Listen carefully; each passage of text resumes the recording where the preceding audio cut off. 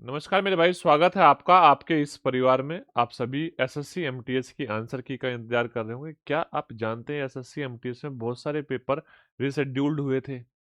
क्या वो हो गए हैं या नहीं हुए हैं? एसएससी एमटीएस की आंसर की कब तक आने की संभावना है और एसएससी एमटीएस का रिजल्ट कब तक आएगा? इंतजार भी इसलिए है क्योंकि आपने मेहनत की है और सब जानना चाहते हैं कि हमें इस मेहनत का क्या फल मिला है, यानी कि कैसा रिजल्ट आया है, पॉजिटिव या नेगेटिव। और इसीलिए आंसर की का एक इंतजार होता है कि रिजल्ट से पहले हमें पता चल जाए कि हमारे कितने मार्क्स बन रहे हैं, हम सेफ जोन में हैं या हमें दोबारा पढ़ाई स्टार्ट करनी पड़ेगी।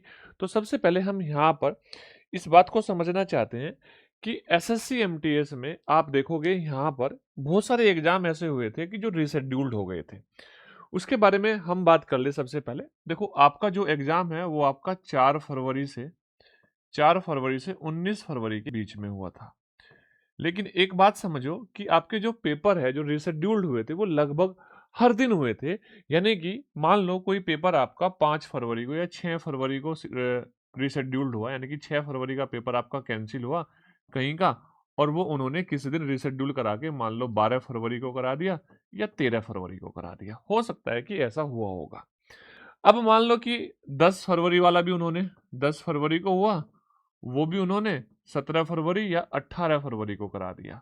लेकिन आप इस बात को बताओ, जो पेपर जो रिशेड्यूल्ड 16 फरवरी को हुए, जो 17 फरवरी को हुए और जो 18 फरवरी को हुए या 19 फरवरी को हुए, क्या वो इन्हीं डेट में दोबारा हो गए होंगे? इतनी जल्दी पॉसिबल नहीं है, क्योंकि बच्चा भी एक एग्जाम सेंटर पे गया है और फिर आप दूसरा एग्जाम सेंटर दे देते हो, तो ऐसा पॉसिबिलिटी नहीं है। तो इसका मतलब ये बात तो कंफर्म है कि आपका पेपर जो है वो 19 तारीख से आगे बढ़ा होगा। अब वो 1 दिन बढ़ा, 2 दिन बढ़ा, 3 दिन बढ़ा, 4 दिन बढ़ा, कोई बच्चा नहीं जानता। और क्यों? क्योंकि एसएससी ने इसके लिए पर्टिकुलर नोटिफिकेशन कुछ नहीं निकाला है। बस उसी बच्चे के पास में उसका नोटिस जाता है, वो बच्चे के पास में मैसेज जाता है, वो अपना एग्जाम सेंटर से डाउनलोड करता है और वहां से अपना पेपर दे देता है। तो हम यहाँ से एक बात तो समझ गए होंगे कि भाई हमारा पेपर 19 फरवरी से ज्यादा चला था। अगर हम 19 फरवरी को लास्ट डेट मान के पेपर की हम आंसर की का इंतजार कर रहे हैं, तो वहां पे पॉसिबिलिटी कम है उसके अकॉर्डिंग आंसर की आ जाए। अब एक बात और समझ लेते हैं, एक पैटर्न को समझ लेते हैं। अच्छा, इस पैटर्न से भी पहले एक बात को समझ लो। अगर आपको एसएससी सीजीएल के, एसएससी सीएचएसएल के, सीपीओ के या एसएससी के दिल्ली पुलिस के क्वेश्चंस चाहिए, यानी कि पूरा का पूरा कंपाइलेशन चाहिए, तो आप हमारे स्मार्ट विंग्स टेलीग्राम पे ज्वाइन हो जाना। यहाँ पे आपको ये टाइपिंग की फॉर्म वाले भी मिल जाएंगे, यानी कि जिनका आप पीडीएफ निकाल सकते हो, ऐसे भी मिल जाएंगे, और पूरा का पूरा कंपाइलेशन एसएससी की आंसर की का भी मिल जाएगा। तो इसको जरूर ज्वाइन कर लेना। अब देखो कब आएगा, इस बात को समझो। देखो, इसके लिए हमें यहाँ पर जो एसएससी एडिक्विटी एग्जाम कंडक्ट करा रही है, यानी कि जो एसएससी का 2025 का पैटर्न चल रहा है, उसको थोड़ा सा समझना पड़ेगा। उसको समझने के लिए हम क्या करते हैं, ध्यान से बात समझो।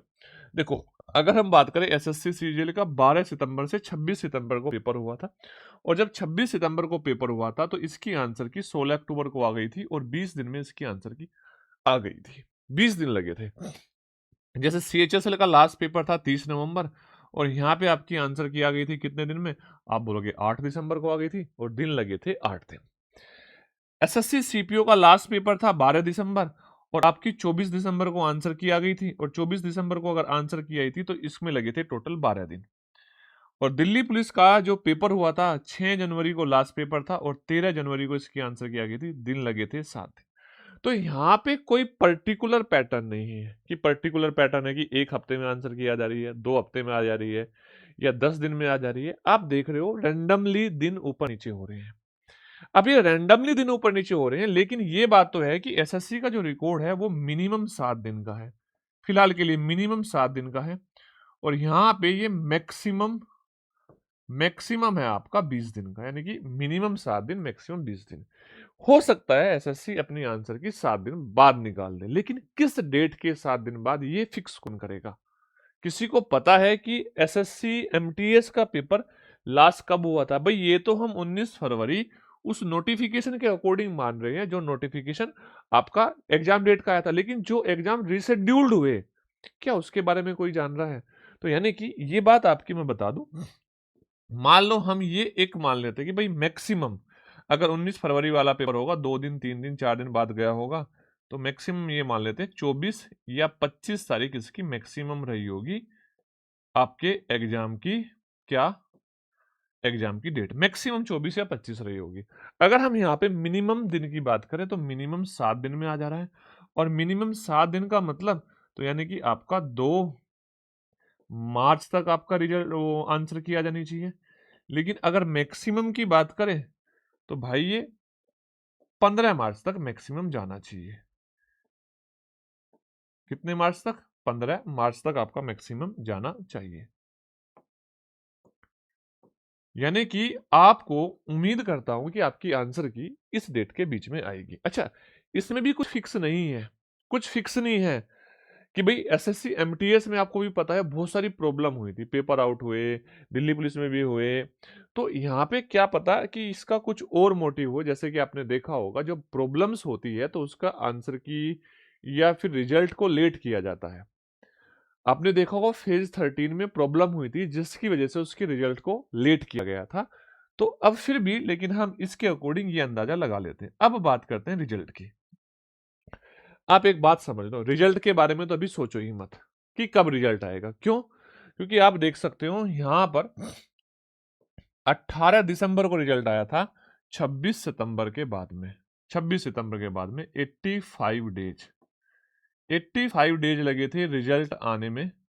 और ये एसएससी सीजीएल का रिजल्ट था। अभी तो आपका सीएचएसएल का रिजल्ट पेंडिंग है, आपका सीपीओ का रिजल्ट पेंडिंग है, आपका दिल्ली पुलिस का रिजल्ट पेंडिंग है। उसके बाद में कहीं जब दिल्ली पुलिस का रिजल्ट आ जाएगा ना, तब उम्मीद करना कि आपका एसएससी एमटीएस का रिजल्ट आने वाला है।